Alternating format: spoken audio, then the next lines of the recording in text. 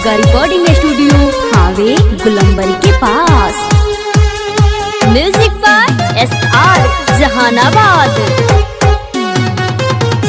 दीवाना दिल हुआ मेरा सनम तेरे प्यार में, दीवाना दिल हुआ मेरा सनम तेरे प्यार में। नजर ना आए कि दिल घबराए, रहूं इंतजार में, रहूं इंतजार में। दीवाना दिल हुआ मेरा सनम तेरे प्यार में। दीवानी हो गई हूँ मैं सनम तेरे प्यार में।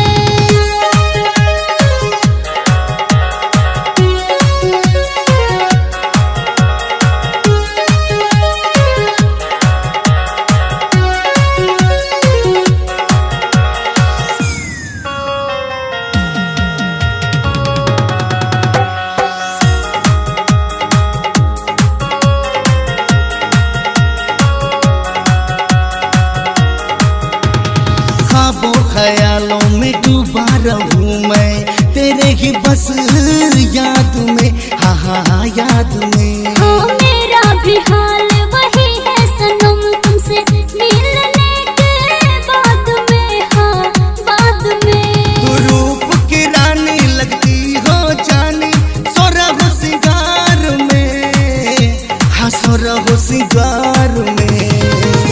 दीवानी हो गई हूँ मैं सनम तेरे प्यार में। दीवाना दिल हुआ मेरा सनम तेरे प्यार में। Music by SR Jahanabad. Durga music हावे।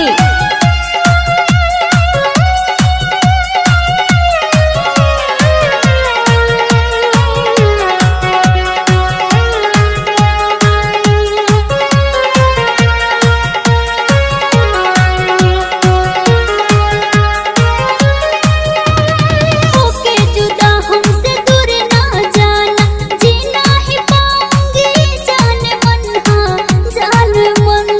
सातों जन्म तक साथ निभाऊंगा, मैंने खाली है कसम, हाँ हाँ है कसम।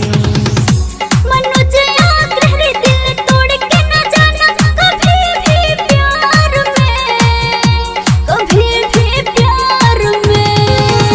दीवाना दिल हुआ मेरा सनम तेरे प्यार में।